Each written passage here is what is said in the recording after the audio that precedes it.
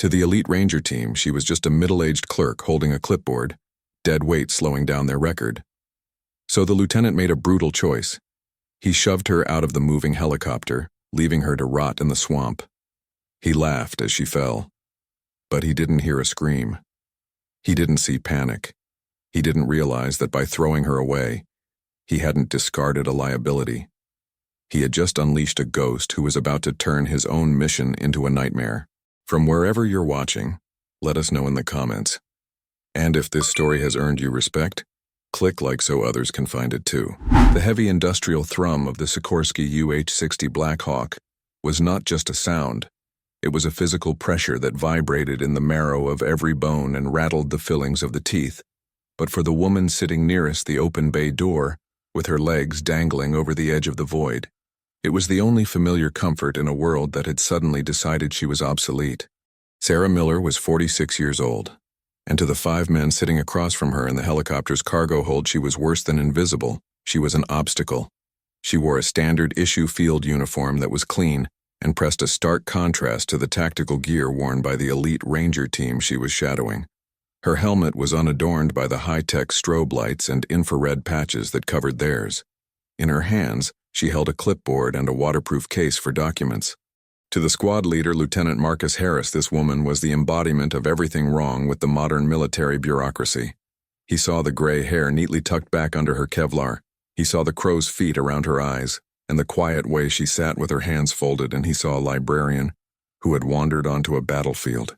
Harris was 26 years old, a physical specimen of peak human conditioning carved from hours in the gym, and fueled by the unshakable arrogance of a man who had never truly failed a test.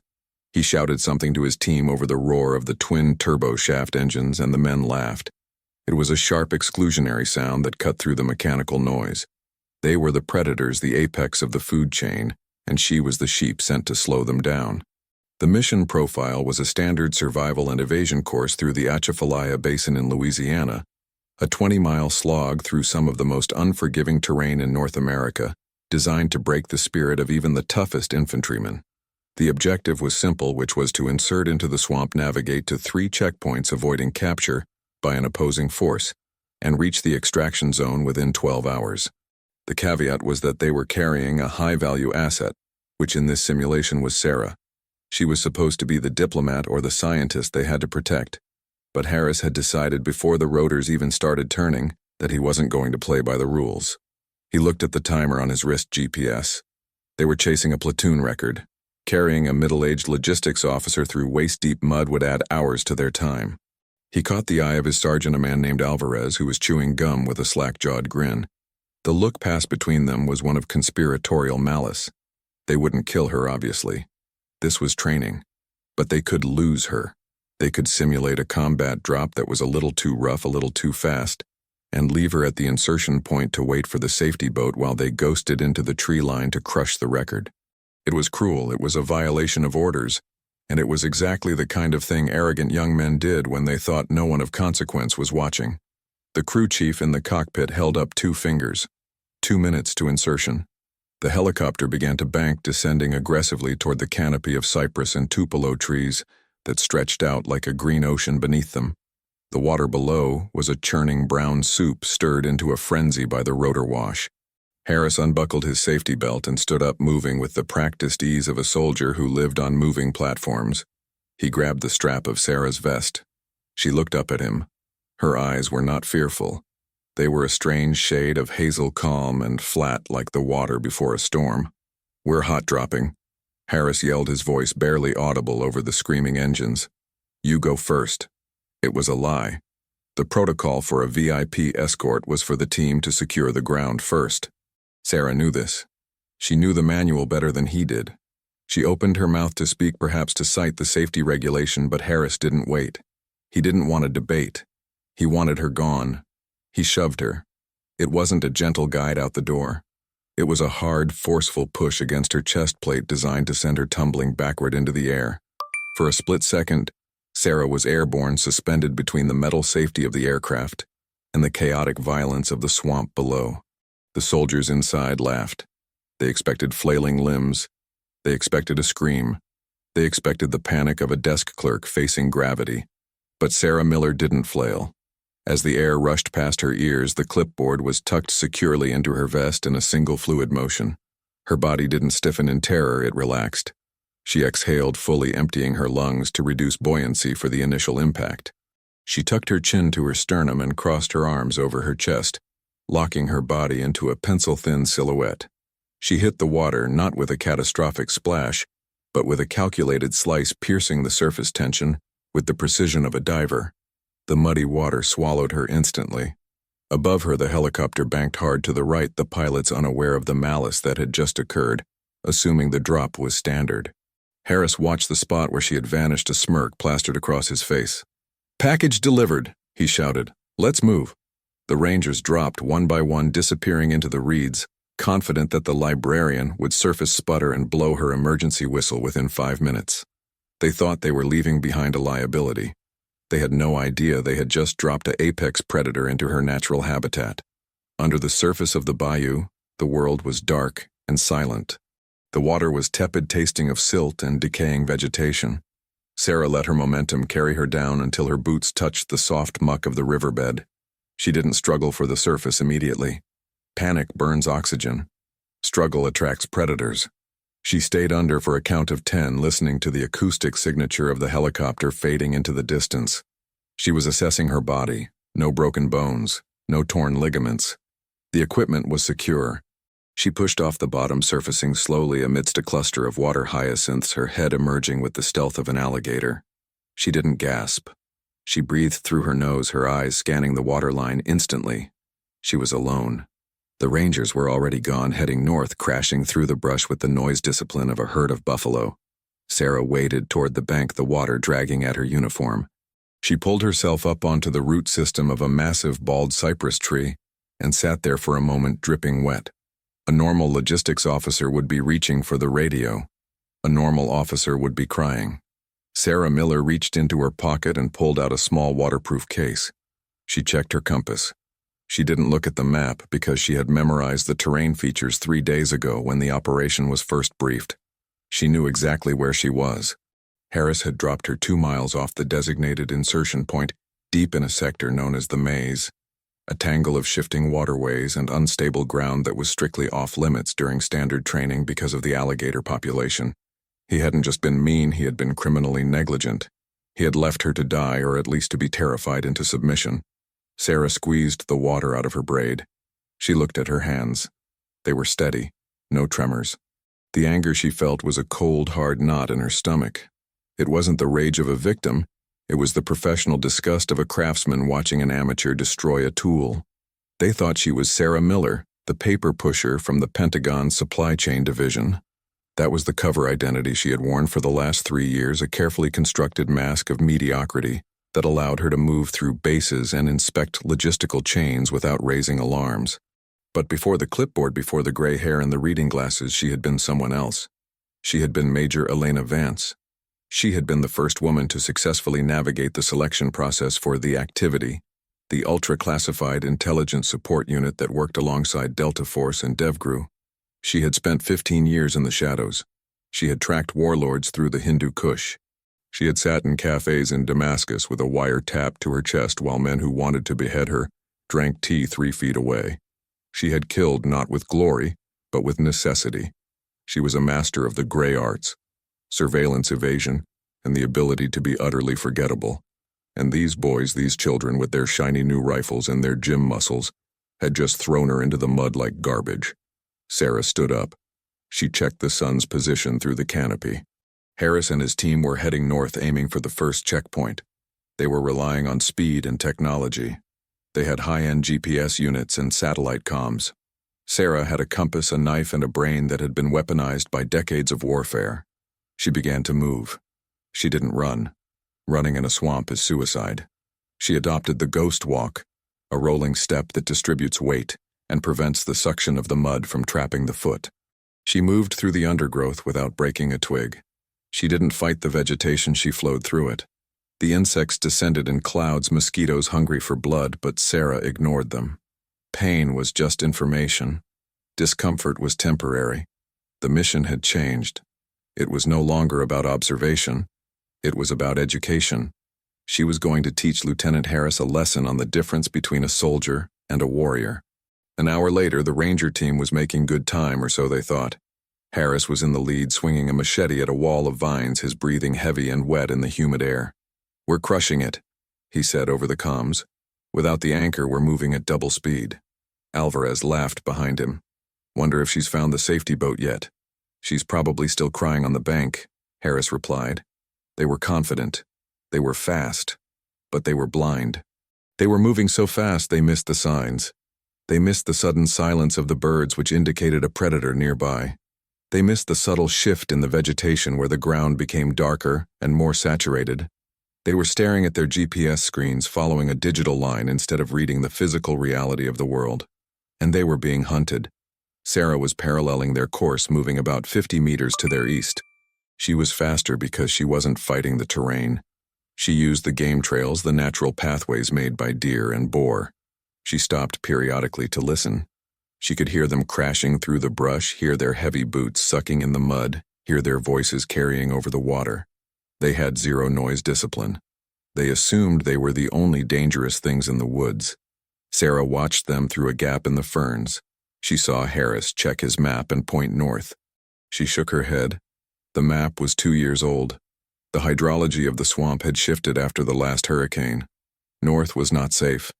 North was the Devil's Bowl, a massive depression filled with silt and covered by a deceptive layer of duckweed that looked like solid ground but acted like quicksand. If she were a safety officer, she would intervene now. She would fire a flare. She would call it in. But she wasn't a safety officer today. She was the enemy. And the enemy doesn't warn you when you're about to make a fatal mistake. She sat on a fallen log and peeled a protein bar from her ration pack, eating it slowly. She would let them walk into the trap. Not to kill them, but to break them. Because men like Harris don't learn from lectures. They don't learn from PowerPoints, they only learn from fear. They only learn when the illusion of their invincibility is shattered by the cold, hard reality of failure. She finished her meal, buried the wrapper deep in the mud to leave no trace, and resumed her stalk. The sun began to dip lower, casting long, menacing shadows through the trees. The psychological pressure of the swamp was starting to set in. The heat was oppressive, a wet blanket that sapped energy and dulled the mind. The Rangers were getting tired. Their banter had stopped. They were just trudging now, focused on the next step. Harris stopped wiping sweat from his eyes. "GPS is glitching," he muttered, tapping the screen. "Interference from the canopy. It says we're on track, but this doesn't look like the route." "Trust the tech, LT," Alvarez said. "It's military grade." "It's the lowest bidder," Sarah whispered to herself from the shadows. She knew that the mineral deposits in the swamp soil often scrambled satellite signals. She was navigating by the moss on the trees and the flow of the water. She knew exactly where they were. They were 500 meters from the bowl. She moved ahead, flanking them, climbing a slight rise in the terrain that overlooked the depression. She settled into the hollow of a massive oak tree, blending perfectly with the bark. She slowed her heart rate. She became a statue. 10 minutes later, the Rangers burst out of the tree line into what looked like a beautiful open meadow of bright green grass. It was the Devil's Bowl. To the untrained eye, it looked like a relief. A flat, easy sprint after miles of roots and thorns. Harris smiled. "There," he pointed. "Open ground. We can make up time here. Sprint to the tree line on the other side." It was the classic mistake of the exhausted soldier, taking the easy path without checking it. Harris stepped out. The ground held for a second. Then it rippled. It wasn't like the movies. There was no dramatic music. Just a sickening squelch as the surface tension broke. Harris dropped to his waist instantly. The momentum of his sprint carried him forward, burying him deeper. "Contact!" he screamed instinctively, raising his rifle, assuming he had been attacked. The rest of the team, reacting to the command, rushed forward to set up a defensive perimeter. It was a disaster. One by one, they hit the soft spots. Alvarez went down to his knees. The heavy rucksacks on their backs, usually their lifeline, became anchors, dragging them down into the suffocating muck. Within seconds, the elite Ranger team was a chaotic cluster of shouting men, trapped in a slurry of mud and rotting vegetation. "It's a sinkhole," someone yelled. "Back up! Back up!" But you can't back up in quicksand when you're wearing 80 pounds of gear. Every movement to pull a leg free only drove the other leg deeper. Harris was thrashing, panic setting in. The mud was up to his chest, pressing against his diaphragm, making it hard to breathe. "Rope!" he screamed. "Get the rope." "I can't," Alvarez yelled back. "It's in my ruck. I'm buried past the straps." They were stuck, completely and utterly helpless. And the sun was setting. The swamp comes alive at night. The mosquitoes would descend in clouds thick enough to choke a man. The temperature would drop, inducing hypothermia in wet bodies. And the alligators hunting in the twilight would investigate the splashing. Sarah watched from her perch. She checked her watch. She gave them 15 minutes. She wanted the fear to settle. She wanted them to realize that their muscles, their guns, and their arrogance were useless against physics. She watched them struggle. She watched the unit cohesion break down. They started blaming each other. They started shouting. The veneer of the elite soldier stripped away, revealing scared young men who wanted their mothers. It was pathetic. It was necessary. Finally, when the water was lapping at Harris's chin and his eyes were wide with the primal terror of drowning, Sarah moved. She didn't shout. She picked up a heavy rock and threw it against the trunk of a hollow cypress tree. The sound, crack, echoed through the clearing like a rifle shot. The Rangers froze, turning their heads toward the sound. High up on the ridge, silhouetted against the dying orange light, stood a figure. They couldn't make out the face, but they saw the posture. Calm. Still. Watching. Sarah walked down the slope.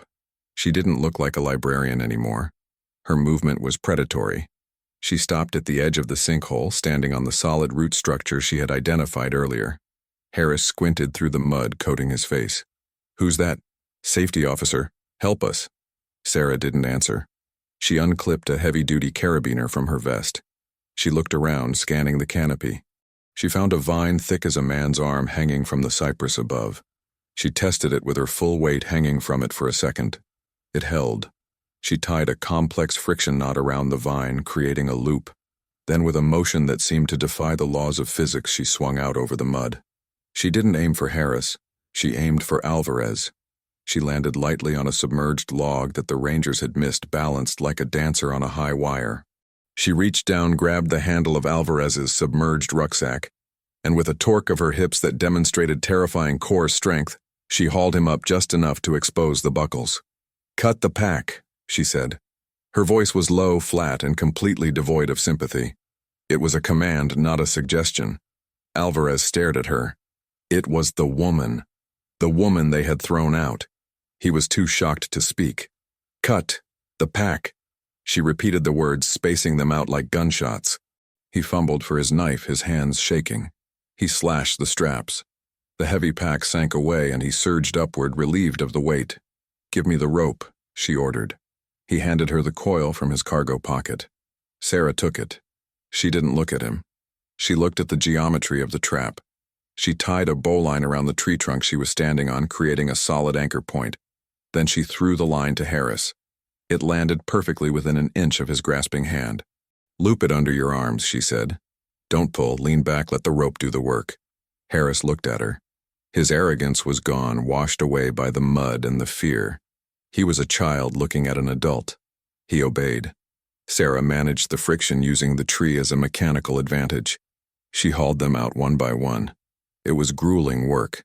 Her muscles burned, her hands were raw, but she didn't stop. She moved with an economy of motion that made the Rangers look like clumsy toddlers. When they were all on solid ground, wet, shivering, and covered in black slime, they stood in a circle, panting. They waited for her to yell. They waited for her to lecture them about safety. Sarah did neither. She coiled the rope neatly, hung it back on Alvarez's belt, and checked her compass. "You're 3 clicks off course," she said quietly. "Extraction is that way, 110 degrees. If we move now, we make the window. If you stop to whine, we miss it." She turned and started walking. She didn't check to see if they were following. She knew they would. The dynamic of the group had shifted violently. Harris was no longer the leader. He was a follower. The walk to the extraction point was a funeral march for their egos. It was dark now, pitch black. The Rangers fumbled for their night vision goggles. "Save your batteries," Sarah said from the darkness ahead. "Learn to see with your ears." They didn't argue. They stumbled after her. Every time they tripped, Sarah was there waiting, silent, judging. She navigated the swamp as if she had been born in it. She pointed out trip hazards before they saw them. She identified the sound of a boar moving in the brush and steered them around it. She was a ghost leading the living. They reached the extraction zone with 4 minutes to spare. The extraction helicopter, the same Black Hawk that had dropped them, was waiting, rotors turning, cutting the night air. The crew chief looked out expecting to see a triumphant ranger team and a miserable observer. Instead, he saw Sarah walk out of the tree line first. She was dirty, yes, but she was composed. Her breathing was steady. Her head was high. Behind her trailed 5 broken men. They were covered in mud, their heads hung low to feet, radiating off them like steam. Sarah walked up to the helicopter. She didn't get in immediately. She turned to Harris. The rotor wash whipped her hair across her face, but her eyes were steady steel. Harris looked at her. He wanted to say sorry. He wanted to say thank you. But the words stuck in his throat. The shame was too heavy to lift. Sarah leaned in close so only he could hear. "You threw me out because you thought I was heavy," she said. Her voice cut through the engine noise. "The only thing heavy on this mission, Lieutenant, was your ego. Burn it before it gets your men killed." She turned and climbed into the bird. The flight back to base was a study in silence. The Rangers sat staring at the floor, avoiding each other's eyes. They had been stripped bare. They had been saved by the very thing they despised. When they landed, the base commander, Colonel Reynolds, was waiting on the tarmac. The floodlights were harsh, illuminating the mud caked on the Rangers' uniforms. Reynolds looked at the team. He looked at Sarah, who was stepping off the bird with her clipboard tucked under her arm, as if she had just come from a meeting. Reynolds walked straight past the lieutenant. He didn't even acknowledge him. He walked up to Sarah. The Rangers watched, expecting a reprimand for the state of the team. Instead, Colonel Reynolds snapped a salute. It wasn't a casual wave. It was a crisp, sharp, formal salute, the kind usually reserved for general officers or Medal of Honor recipients. The air on the tarmac seemed to freeze. Why was a full bird colonel saluting a logistics captain? Sarah returned the salute slowly, casually, a gesture of old friends and mutual respect. "They made the time, Colonel," she said. "Barely." Reynolds nodded slowly, lowering his hand. "And the test?" Sarah glanced back at the team huddled by the helicopter. "They have potential," she said, "but they're blind. They see the uniform, not the soldier. They mistake loudness for strength. Fix it." Reynolds turned to the Rangers. His face was thunder. "Line up," he roared. The men scrambled into formation, hearts pounding. "Do you men know who you just tried to drown in a swamp?" Silence. The wind howled across the tarmac. "That is Major Elena Vance," Reynolds barked, pointing at Sarah, who was walking away. "Former operator with the activity. She has more combat jumps than this entire platoon combined. She spent 3 years deep cover in the Maghreb dismantling terror cells while you were still playing video games in high school. She was evaluating your suitability for a joint task force, and you threw her out of a helicopter." The color drained from Harris's face. The activity. The name was a rumor, a ghost story in the Special Forces community. The ones who didn't exist. The ones who did the jobs that couldn't be written down. And he had pushed her. He felt a sickness in his stomach, a profound realization of how small he really was. He had judged a book by its cover, and that book was written in blood. Sarah didn't stay for the dressing down. She didn't stay to watch them suffer. That wasn't her style. She had already delivered the lesson. She walked away across the tarmac toward the showers. She was tired. Her knee ached from the landing in the water, a reminder of an old shrapnel wound from a raid in Yemen 10 years ago. She rubbed it absent-mindedly. She didn't need their apology. She didn't need their praise. She needed a hot shower and a quiet room. As she walked away into the darkness, leaving the shouting colonel behind, she felt a sense of peace. The invisible professional never seeks the spotlight. The spotlight is a target. She just kept walking, carrying the weight of her competence in silence, knowing that once again the world had underestimated her, and once again the world had been wrong. The story of the librarian, who saved the Ranger team, became a legend at the base. The men who had laughed at her never laughed at a stranger again. They learned to look deeper. They learned that strength doesn't always look like big muscles and loud voices. Sometimes strength looks like a middle-aged woman with a clipboard who knows exactly how to tie a knot in the dark, and who knows that when you throw someone away, you better make sure they don't know how to fly. The lesson was burned into them not by a lecture, but by the image of her standing on that ridge, calm and unreachable, while they drowned in their own arrogance. Sarah Vance continued her work, moving from base to base, checking logistics, observing training, always quiet, always underestimated.